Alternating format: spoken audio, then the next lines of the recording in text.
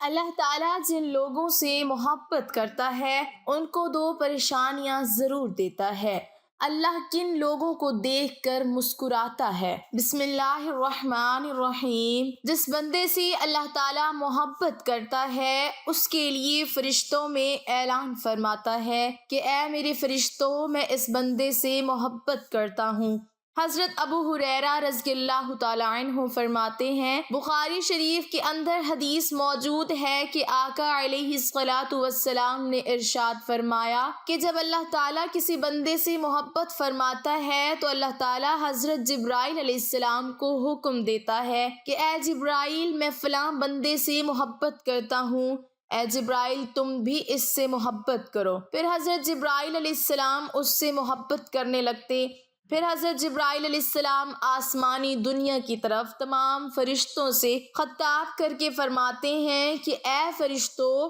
اللہ تعالیٰ اس بندے سے محبت کرتا ہے، میں بھی اس بندے سے محبت کرتا ہوں، لہٰذا تم سب بھی اس بندے سے محبت کرو۔ پھر اللہ تعالیٰ اس بندے کے لیے لوگوں کے دلوں میں محبت ڈال دیتا ہے، یعنی لوگ پھر اس سے محبت کرنا شروع ہو جاتے ہیں اور اس کو مقبولیت حاصل ہو جاتی ہے، وہ لوگوں میں مقبول بن جاتا ہے، لوگوں میں اللہ تعالیٰ اس کو مقبول بنا دیتا ہے، یعنی لوگ اس سے ملتے ہیں تو خوشی حاصل کرتے ہیں۔ اور دوسری اس کی ایک علامت یہ بھی ہوتی ہے کہ آپ اسے ایسے بھی پہچان سکتے ہیں کہ اللہ تبارک و تعالیٰ جس بندے سے محبت کرتا ہے اس کو نیک کاموں کی توفیق عطا فرما دیتا ہے۔ دوسری چیز یہ ہے کہ جس سے اللہ تعالیٰ محبت کرتا ہے وہ بندہ جو نیک لوگ ہوتے ہیں وہ ان کے قریب ہوتا ہے، یعنی جس کا نیک لوگوں سے تعلق جڑنا شروع ہو جاتا ہے، وہ لوگ جو زندگی میں نیک کام کرنے والے لوگ ہوتے ہیں،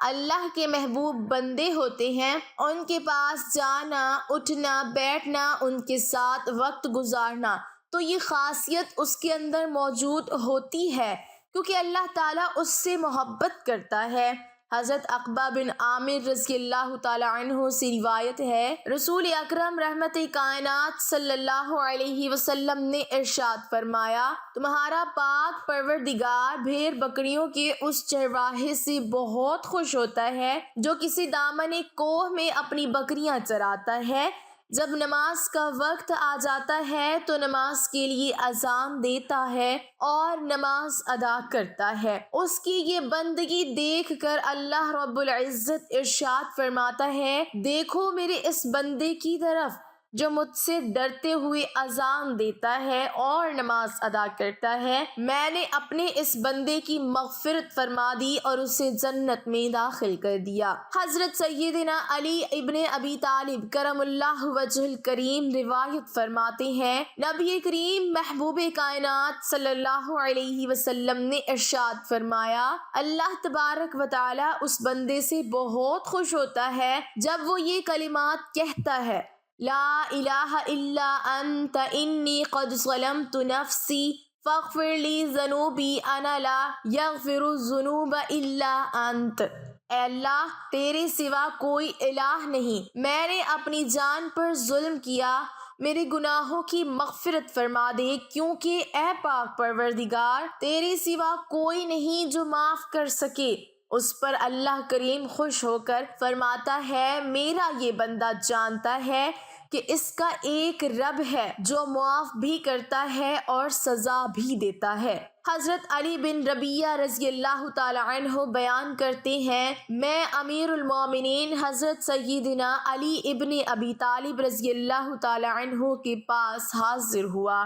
آپ کے پاس سواری کے لیے ایک جانور لایا گیا، جب آپ نے اپنا پاؤں اس کی رکاب میں رکھا تو پڑھا بسم اللہ، پھر جب اس کی پشت پر استادہ ہوئے تو پڑھا الحمدللہ، اس کے بعد یہ ورد کیا، سبحان الذی سخر لنا ھذا وما کنا لہ مقرنین وإنا الی ربنا لمنقلبون۔ پھر 3 مرتبہ کہا الحمدللہ، پھر 3 مرتبہ کہا اللہ اکبر، اس کے بعد پڑھا سبحانک انی ظلمت نفسی فاغفر لی انہ لا یغفر الذنوب الا انت۔ اے اللہ، تو پاک ہے، بے شک میں نے اپنے آپ پر ظلم کیا، پس تو مجھے بخش دے، تیرے سوا کوئی بھی گناہوں کو بخشنے والا نہیں۔ ان کلمات کی ادائیگی کے بعد آپ مسکرائے۔ آپ سے استفسار کیا گیا، اے امیر المومنین، آپ کس وجہ سے مسکرائے ہیں؟ آپ نے فرمایا، میں نے حضور انور رحمت عالم صلی اللہ علیہ وسلم کو اسی طرح عمل فرماتے ہوئے دیکھا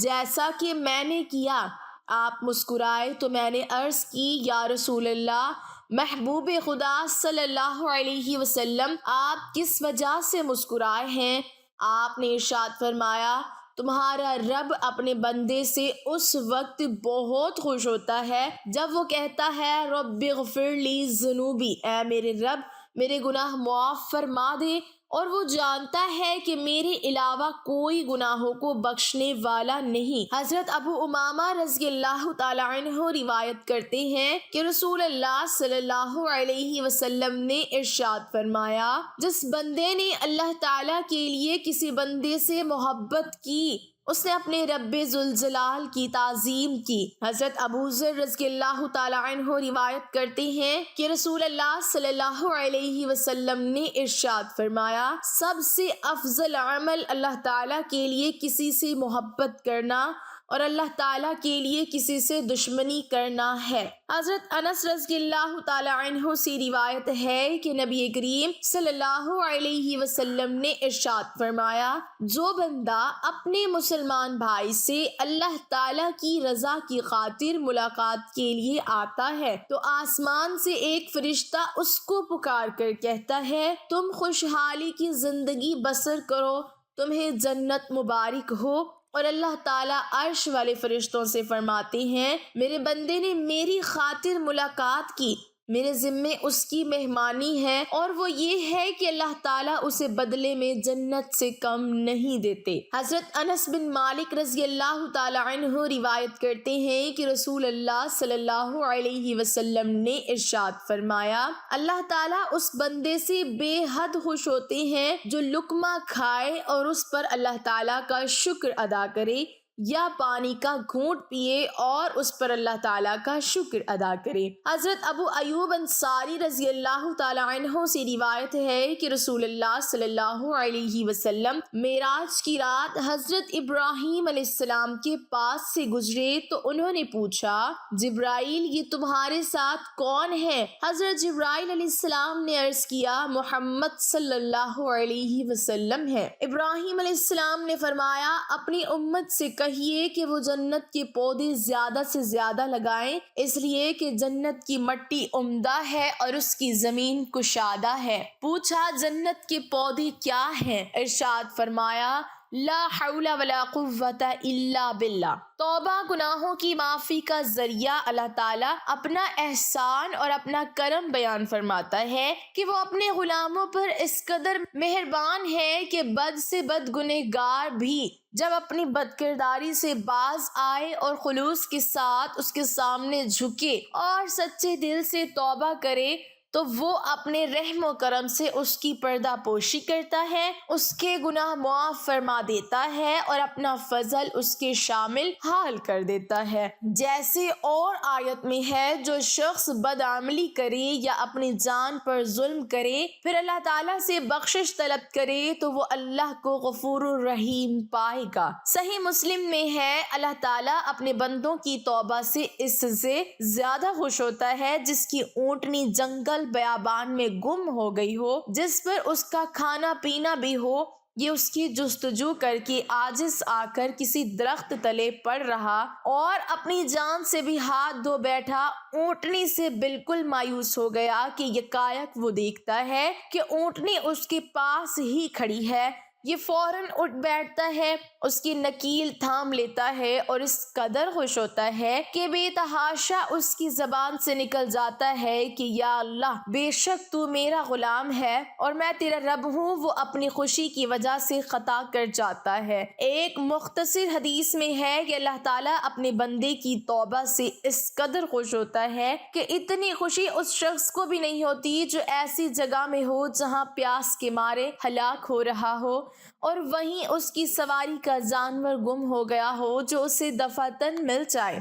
حضرت ابن مسعود سے جب یہ مسئلہ پوچھا گیا کہ ایک شخص ایک عورت سے برا کام کرتا ہے پھر اس سے نکاح کر سکتا ہے، آپ نے فرمایا نکاح میں کوئی حرج نہیں۔ پھر آپ نے یہی آیت پڑھی، توبہ تو مستقبل کے لیے قبول ہوتی ہے اور برائیاں گزشتہ معاف کر دی جاتی ہیں۔ تمہارے ہر قول و فعل اور عمل کا اسے علم ہے، باوجود اس کے جھکنے والے کی طرف مائل ہوتا ہے اور توبہ قبول فرما لیتا ہے۔ وہ ایمان والوں اور نیک کاروں کی دعا قبول فرماتا ہے، وہ خواہ اپنے لیے دعا کریں خواہ دوسروں کے لیے۔ حضرت معاذ ملک شام میں خطبہ پڑھتے ہوئے اپنے مجاہد ساتھیوں سے فرماتے ہیں، تم ایماندار ہو اور جنتی ہو، اور مجھے اللہ سے امید ہے کہ رومی اور فارسی جنہیں تم قید کر لائے ہو، کیا عجب ہے کہ یہ بھی جنت میں پہنچ جائیں، کیونکہ ان میں سے جب تمہارا کوئی کام کر دیتا ہے تو تم اسے کہتے ہو اللہ تجھ پر رحم کرے، تو نے بہت اچھا کام کیا، اللہ تجھے برکت دے، تو نے بہت اچھا کیا، وغیرہ۔ اور قرآن کا وعدہ ہے کہ اللہ تعالیٰ ایمان لانے اور نیک عمل کرنے والوں کی قبول فرماتا ہے۔ پھر آپ نے اسی آیت کا یہ جملہ تلاوت فرمایا،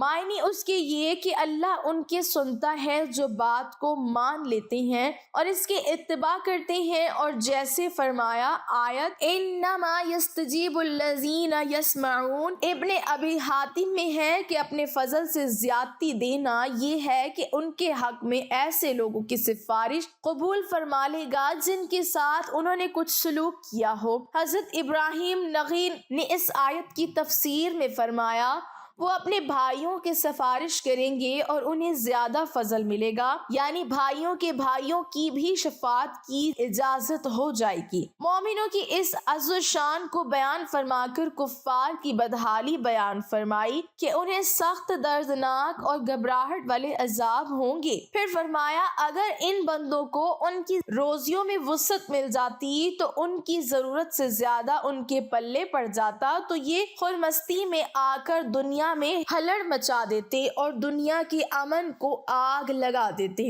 ایک دوسرے کو پھونک دینا، بھون کھانا، سرکشی اور طغیان، تکبر اور بے پرواہی حد سے بڑھ جاتی۔ اسی لیے حضرت قتادہ کا فلسفیانہ مقولہ ہے کہ زندگی کا سامان اتنا ہی اچھا ہے جتنے میں سرکشی اور لاابالی پن نہ آئے۔ اس مضمون کی پوری حدیث کہ مجھے تم پر سب سے زیادہ ڈر دنیا کی نمائش کا ہے پہلے بیان ہو چکی ہے۔ پھر فرماتا ہے وہ ایک اندازے سے روزیاں پہنچا رہا ہے، بندے کی صلاحیت کا اسے علم ہے، غنا اور فقیری کے مستحق کو وہ خوب جانتا ہے۔ قدسی حدیث شریف میں ہے میرے بندے ایسے بھی ہیں جن کی صلاحیت مالداری میں ہی ہے، اگر میں انہیں فقیر بنا دوں تو وہ دینداری سے بھی ہٹ جاتے رہیں گے، اور بعض میرے بندے ایسے بھی ہیں کہ ان کے لائق فقیری ہی ہے، اگر وہ مال حاصل کر لیں اور توانگر بن جائیں تو اس حالت میں گویا ان کا دین فاسد کر دوں۔ پھر ارشاد ہوتا ہے کہ لوگ باران رحمت کا انتظار کرتے کرتے مایوس ہو جاتے ہیں، ایسی پوری حاجت اور سخت مصیبت کے وقت میں بارش برساتا ہوں، ان کی نا امیدی اور خشک سالی ختم ہو جاتی ہے اور عام طور پر میری رحمت پھیل جاتی ہے۔ امیر المومنین خلیفۃ المسلمین فاروق اعظم حضرت عمر بن خطاب سے ایک شخص کہتا ہے امیر المومنین قحط سالی ہو گئی